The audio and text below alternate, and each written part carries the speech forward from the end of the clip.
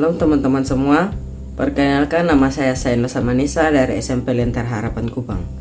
Hari ini saya akan membahas 4 topik besar di dalam kehidupan Yesus, yaitu yang pertama yaitu kelahiran Yesus, yang kedua pelayanan Yesus, yang ketiga kematian Yesus, dan yang keempat kebangkitan Yesus.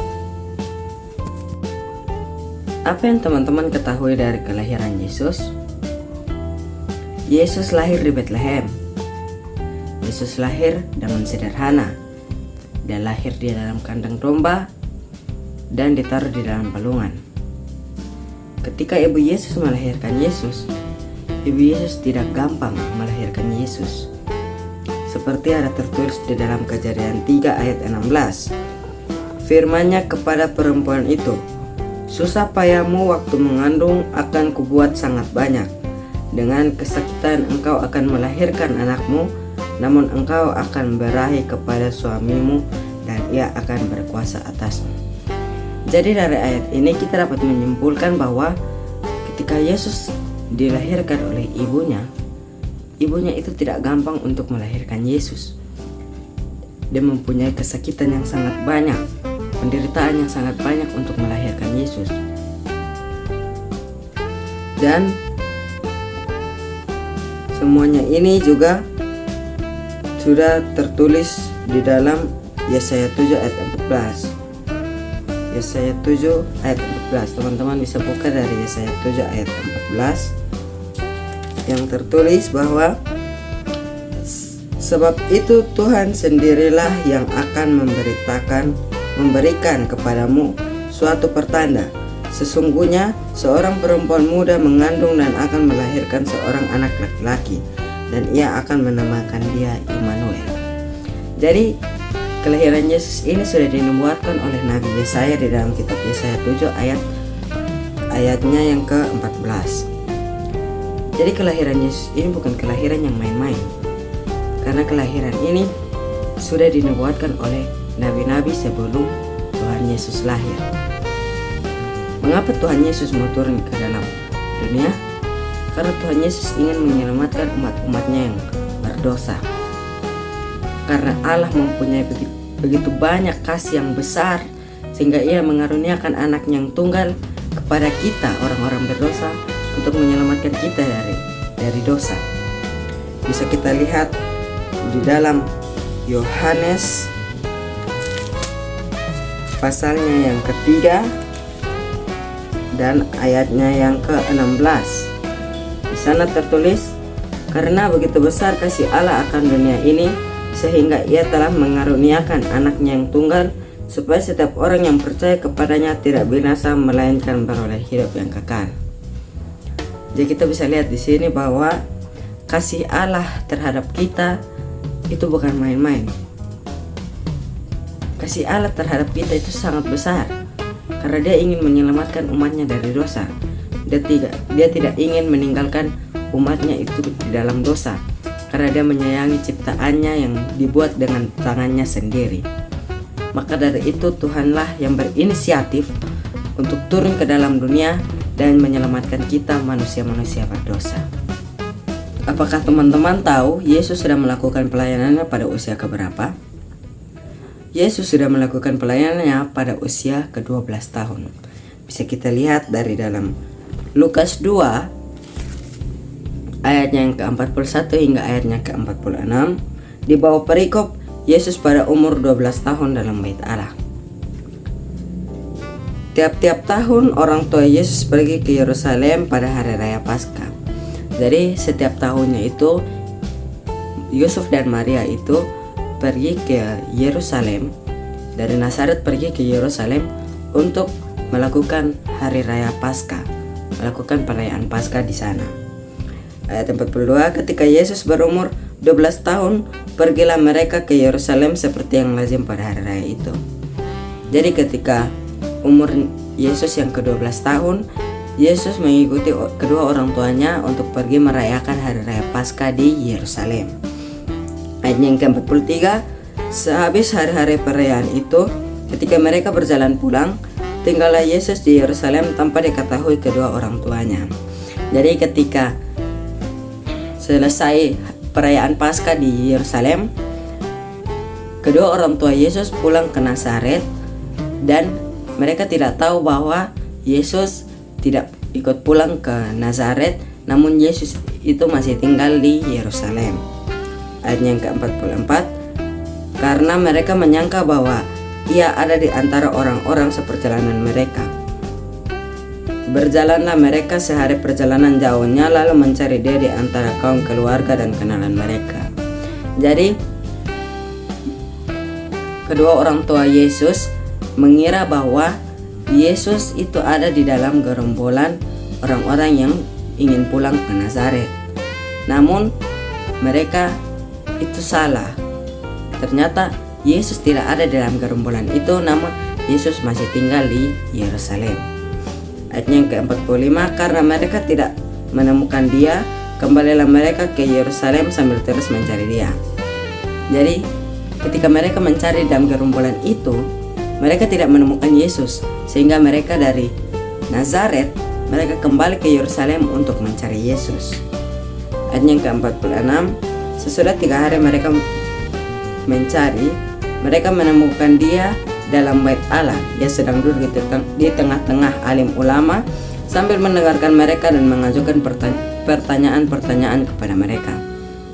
Jadi ketika mereka kembali ke Yerusalem, mereka sesudah 3 hari mereka mencari Yesus, mereka menemukan Yesus di dalam bait Allah. Dan Yesus melakukan suatu hal yang sangat besar, yaitu dia duduk di tengah-tengah alim ulama, mendengarkan alim ulama itu bercerita, lalu Yesus mengajukan pertanyaan-pertanyaan kepada alim ulama tersebut. Menurut saya ini adalah pelajaran yang sangat besar, karena Yesus memberikan teladan dan contoh yang sangat baik untuk kita manusia.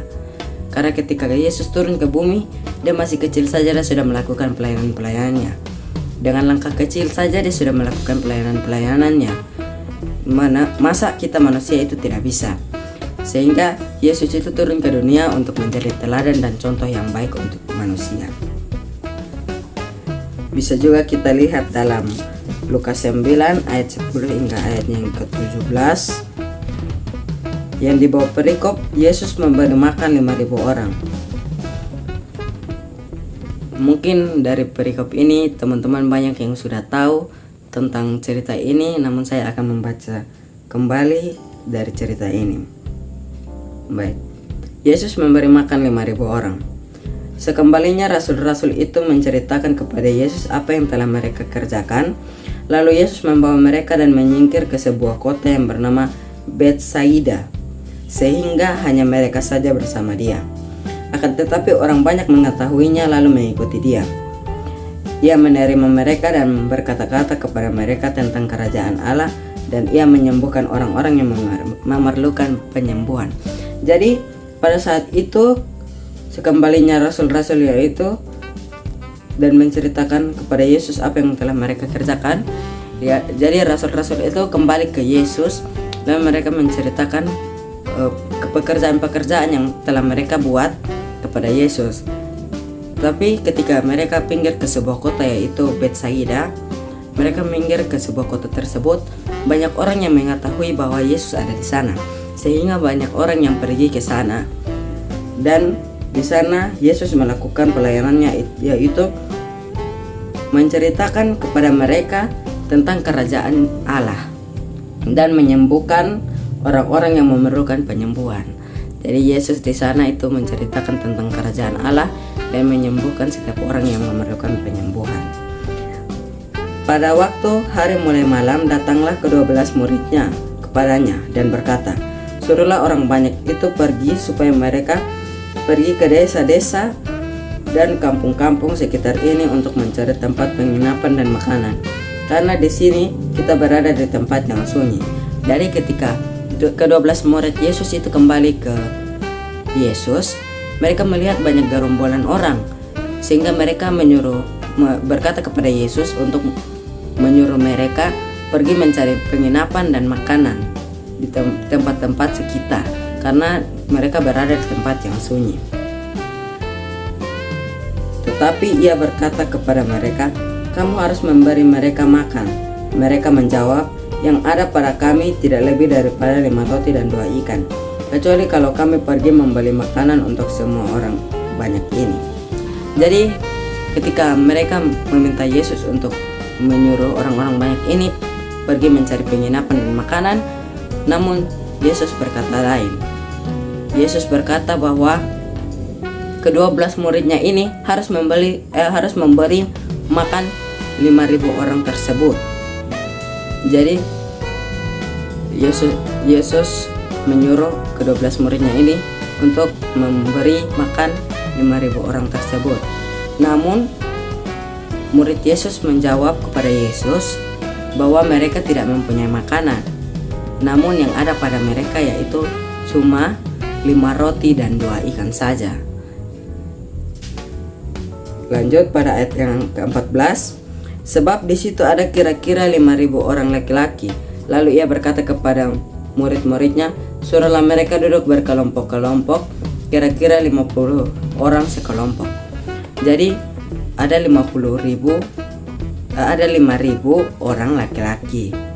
Jadi ada 5.000 orang laki-laki, itu belum termasuk dengan perempuan dan anak-anak. Jadi Yesus menyuruh ke-12 muridnya itu untuk menyuruh mereka duduk berkelompok-kelompok, dan satu kelompoknya itu terdiri dari 50 orang. Setelah itu ayat yang ke-15, murid-murid melakukannya dan menyuruh semua orang banyak itu duduk. Lalu murid-muridnya meneruskan pesan dari Yesus ke orang banyak tersebut dan menyuruh. Topik yang ketiga adalah kematian Yesus Kristus. Kematian Yesus Kristus dilambangkan dengan tanda kayu salib.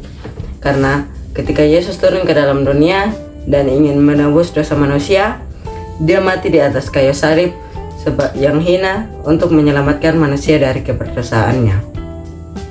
Kematian Yesus dapat bisa kita lihat di dalam kitab Matius pasalnya yang ke-27, ayatnya yang ke-32 hingga ayatnya yang ke-61, dan Lukas 23 ayatnya yang ke-33 hingga ayatnya yang ke-56a. Karena Allah ingin menyelamatkan umat-umatnya dari dosa, sehingga dia harus turun ke dalam dunia, melakukan pelayanan-pelayanannya di dalam dunia, dan melalui kematiannya dia menyelamatkan manusia-manusia berdosa dari keberdosaannya. Sehingga dia mati di atas kayu salib yang hina, dan dia rela dimaki, dihina untuk manusia-manusia dan umat-umatnya. Topik yang keempat adalah kebangkitan Yesus Kristus. Ketika Yesus Kristus mati, dia turun ke dalam kerajaan maut dan melawan setiap dosa-dosa manusia. Setelah itu, dia melawan dosa-dosa manusia, dan pada hari yang ketiga, dia bangkit dan dia naik ke sorga. Dan kebangkitan Yesus Kristus dapat kita lihat pada kitab Lukas pasalnya yang ke-24, ayatnya yang ke-1 hingga ayatnya yang ke-12. Di situ menjelaskan bagaimana kebangkitan Yesus Kristus dari dia melawan dosa-dosa manusia, dari dia mati, dia melawan dosa-dosa manusia, dia bangkit dan menampakkan diri kepada murid-muridnya, dan dia naik ke atas surga dan duduk di sebelah kanan Allah Bapa. Sehingga saya berefleksi untuk melakukan setiap pelayanan-pelayanan yang diberikan oleh Tuhan dan taat kepadanya. Saya memiliki komitmen untuk melakukan setiap pelayanan-pelayanan yang diberikan oleh Tuhan. Berikut presentasi saya. Terima kasih.